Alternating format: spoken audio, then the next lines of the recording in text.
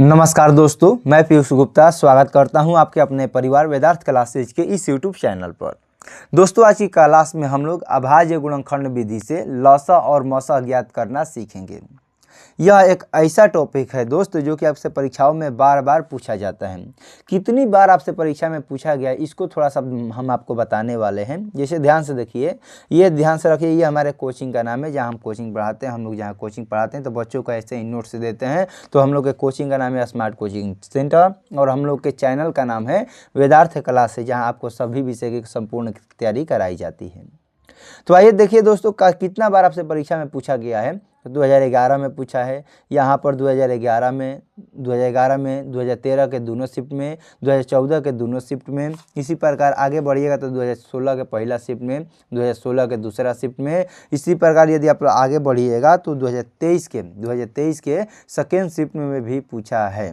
यानी कि 2018 से पहले जब तक ऑब्जेक्टिव लागू नहीं हुआ था उससे पहले हर एक साल पूछ रहा था, लेकिन ऑब्जेक्टिव लागू होने के बाद 2018 के बाद इसका वेटेज कम हो गया है, बहुत कम पूछ रहा है। लेकिन हम लोग को पढ़ना है क्योंकि ये परीक्षा में 2023 में भी पूछ चुका है, तो हो सकता है कि हमारे आने वाले परीक्षा में भी पूछ दे, इसीलिए आपको इसको बनाना जरूर है। तो सबसे पहले हम लोग इसको 2 अंक वाले को हल करेंगे, फिर जाकर हम लोग 3 अंक वाले को बनाएंगे। तो आइए हम लोग समझने का प्रयास करते हैं। सबसे पहले आप एक बात दिमाग में बैठा लीजिए कि जो लसा कहता है या लघुत्तम कहता है या एलसीएम कहता है, तीनों का कहने का मतलब एक ही है। लसा बोले, एलसीएम बोले या लघुत्तम बोले, तीनों का मतलब एक ही है। या आपसे बोले कि एचसीएफ ज्ञात करो, मसा ज्ञात करो या महत्तम ज्ञात करो, तीनों का मतलब क्या है दोस्त, एक ही है। और हमें किस विधि से बनाना है, अभाज्य गुणनखंड विधि से। तो इन दोनों को बनाने की विधि 2 होता है, एक को बोलते हैं भाग विधि, एक को बोलते हैं हम लोग गुणनखंड विधि। तो हम लोग को 10वीं की परीक्षा में यदि बनाने को कहेगा तो हमेशा गुणनखंड विधि से बनाएंगे। और आज हम लोग बनाने वाले हैं अभाज्य गुणनखंड विधि द्वारा 24 और 36 का मसा और लसा ज्ञात करेंगे। ठीक है, तो सबसे पहले अभाज्य गुणनखंड विधि में किसका हमें ज्ञात करना है, 24 का और 36 का। 24 और 36 का हमें ज्ञात करना है। बहुत आसान है, आप लोग ध्यान से समझने का प्रयास कीजिएगा।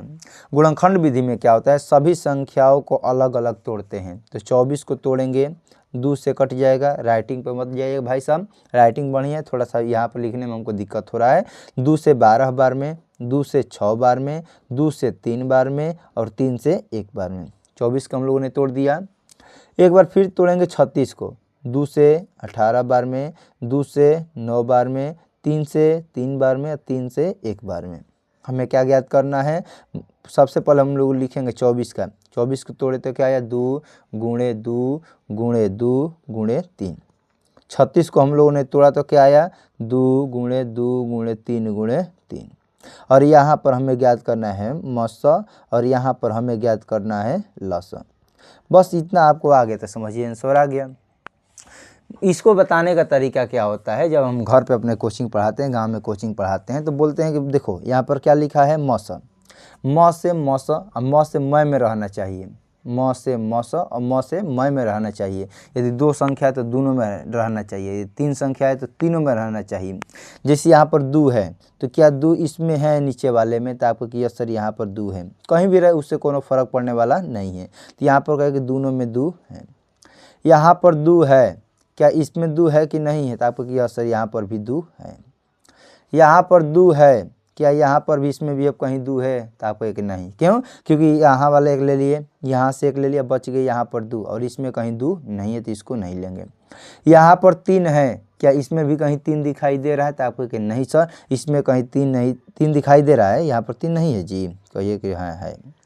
यानी कि मसा का मतलब है कि मय में रहना चाहिए। म से मसा, म से मय में रहना चाहिए। तो मय में 2 है, मय में 2 है और मय में 3 है, तो 2 बार और 3 1 बार। तो 2 दूनी के 4 और 4 3 12। तो हम लोग का मसा कितना हो गया दोस्त, 12 हो गया। सबसे कन्फ्यूजन होता है लसा में, जिससे ना होता है किसी का नाम रहता है दरोगा, क्या रियल में दरोगा रहता है, नहीं दरोगा नहीं रहता, बस उसका नाम रहता है। तो इसीलिए लसा का मतलब होता है, लसा को हिंदी में क्या बोलते हैं, लघुत्तम। लघुत्तम का अर्थ होता है रियल में छोटा। लघुत्तम का रियल में अर्थ क्या होता है? छोटा, लेकिन इसमें देखना होता है हमें बड़ा। नाम है जो उसके उल्टा काम करना है इसका। तो लसा का मतलब होता है यदि 2 है तो 2 सबसे अधिक कितना बार है, यदि 3 है तो 3 सबसे अधिक कितना बार है, यदि 4 है तो 4 सबसे अधिक कितना बार है। यानी कि किसी में रहे या न रहे लेकिन सब कुछ से अधिकार रहना चाहिए। तो यहाँ पर 2 कितना बार है दोस्त? तो यहाँ पर 2 है 3 बार, और यहाँ पर 2 कितना बार है? तो आपको यहाँ पर 2 है। तो अधिक से अधिक कितना बार ले सकते हैं आप ही समझिए।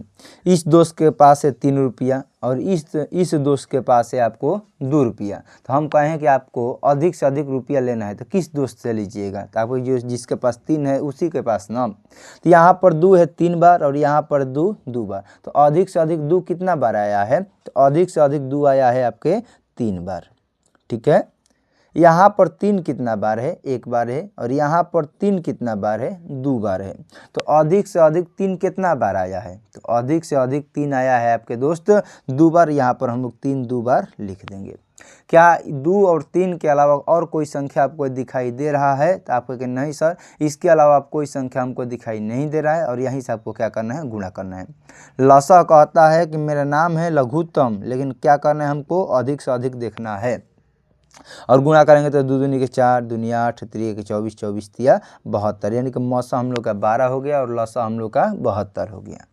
समझ में आया? यदि कम समझ में आया तो अगला सवाल को देखिए, आपको पक्का क्लियर हो जाएगा डाउट। जैसे मैं कौन सा एग्जाम्पल ले लेता हूँ, जैसे एग्जाम्पल यदि लेना है तो हम ले लेते हैं एग्जाम्पल नंबर दोस्त, एग्जाम्पल नंबर हम ले लेते हैं क्वेश्चन नंबर 7। क्वेश्चन नंबर 7 है कि अभाज्य गुणनखंड विधि द्वारा, अभाज्य गुणनखंड विधि द्वारा 15, 12 और 21 का मौसा और लसा ज्ञात करिए। यानी कि 15, 12 और 21 का 15, 12 और 21 का मौसा और लसा हमें ज्ञात करना है। बहुत आसान है, यदि आप लोग एक बार समझ जाते हैं तो दोबारा आपको बार बार वीडियो देखने की ज़रूरत नहीं पड़ेगा। यहाँ पर सवाल में दिया गया है कि 15, 12 और 21 का अभाज्य गुणनखंड विधि से लसा और मौसा ज्ञात कीजिए। तो सबसे पहले हम लोग तोड़ेंगे 15 को, 15 को तोड़ेंगे तो 3 5 15। फिर तोड़ेंगे 12 को, तो 12 को तोड़ेंगे तो 2 से 6 बार, 2 से 3 बार और 3 से 1 बार। 21 को तोड़ेंगे तो 3 से कितना बार कट जाएगा? 3 से कट जाएगा 7 बार में। हमें सबसे पहले लिखना है 15 के बारे में, तो 15 का हो जाएगा 3 गुणे 5, 3 गुणे 5। फिर लिखेंगे 12 के, तो 12 को तोड़ेंगे तो 2 दूनी के 4 तिहाई 12। 21 को तोड़ेंगे तो 3 सते 21। अभी हम आपको मौसा बताए और अभी क्या आपको बताएं? हम लसा बताएं। मौसा का मतलब होता है कि मैं में रहना चाहिए। मौसा का मतलब है कि मैं में रहना चाहिए।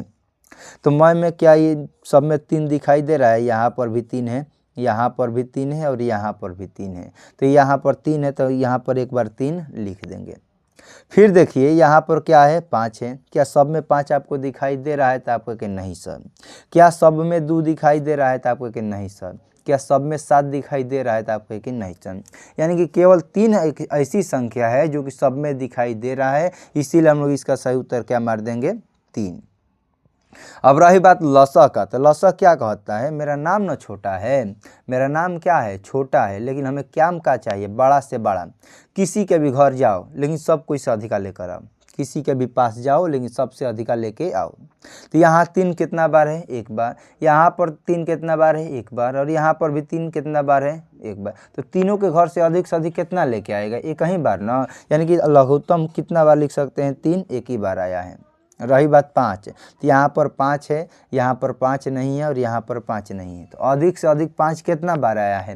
5 एक ही घर में है और वहाँ पर कितना बार है? 1 बार है। बात यहाँ पर देखिए 2 यहाँ पर कितना बार है? 2। क्या इसके अलावा और कहीं 2 है? तो नहीं। तो अधिक से अधिक 2 कितना बार आया है? तो अधिक से अधिक 2 आया है आपके 2 बार। और यहाँ पर बात कर लेते हैं 7, क्वेश्चन नंबर 7 कितना बार आया है? तो 7 दोस्त आया है आपका 1 बार में। यानी कि 3 भी आया है 1 बार अधिक से अधिक, 5 आया है 1 बार, 2 अधिक से अधिक 2 बार और 7 भी आया है अधिक से अधिक 1 बार। और इन सभी को हम लोग आपस में गुणा कर देंगे तो 5 तिहाई 15, 15 दूनी 30, 30 दूनी 60, 60 साथ कितना हो जाएगा? 420। और ये हो गया हम लोग का सही उत्तर। और मैं आशा करता हूं कि आप लोगों को समझ में आ गया होगा। यदि नहीं समझ में आया तो एक और सवाल आपके नाम देख लेते हैं, और यदि आपको समझ में आ गया तो आप यहाँ पर वीडियो को बंद कर दीजिए और जो मैं सवाल बताने जा रहा हूँ इसी को आप लोग बनाने का प्रयास कीजिए। जैसे सवाल यहाँ पर कौन सा ले लेते हैं भाई साहब, सवाल हम ले लेते हैं इनमें से 2016 के सेकेंड शिफ्ट वाले ले लेते हैं। तो यहाँ पर बन जाएगा 2016 के पहल का शिफ्ट वाला, ठीक है, कोई बात ना, कौन ले लेते हैं, कौन ले ले, 12 नंबर ले ले या 13 नंबर ले ले, तो चलिए 3 अंक वाला ले लेते हैं। तो इसमें 3 अंक वाला तो बहुत आसान हो जाएगा, आपको इसमें समझ में नहीं आया, चलिए समझाने का प्रयास करते हैं। 12 नंबर सवाल, 12 नंबर सवाल है, क्वेश्चन नंबर 12 कि 8, 9 और 25 का मौसा और लसा अभाज्य गुणनखंड विधि से ज्ञात कीजिए। 8, 9 और 25 का, 8, 9 और 25 का, ठीक है, 8, 9 और 25 का अभाज्य गुणनखंड विधि से लसा और मसा ज्ञात करें। तो सबसे पहले 8 को तोड़ेंगे तो 2 हो जाएगा 4 बार, 2 से 2 बार और 2 से 1 बार, ठीक है। 9 को तोड़ेंगे तो 3 से 3 बार, 3 से 1 बार। 25 को तोड़ेंगे तो 5 से 5 बार, 5 से 1 बार। तो 8 को तोड़ने पर 2 गुणे 2 गुणे 2, 9 को तोड़ने पर 3 गुणे 3, 25 को तोड़ने पर 5 गुणे 5, ठीक है। हमें निकालना है मसा, हमें क्या निकालना है मसा, हमें क्या निकालना है लसा। मसा क्या कहता है कि सब में रहना चाहिए, तो क्या 2 सब में है ना, 3 सब में है ना, 5 सब में है ना, तब तो कुछ कॉमन नहीं है, तो क्या कॉमन है। यदि आप सवाल तोड़ रहे होंगे तो नीचे सबसे अधिक क्या है, इसमें भी एक है, इसमें भी एक है और इसमें भी एक है कि नहीं है, तो आपको की असर है, यानी कि तीनों में कुछ नहीं है, तो सब में क्या है, एक तो है ना, तो मौसा कितना हो जाएगा 1, क्योंकि यदि कुछ कॉमन नहीं है, सब में कुछ नहीं है तो एक है और वहीं एक को हमको क्या करना है, लिख देना है।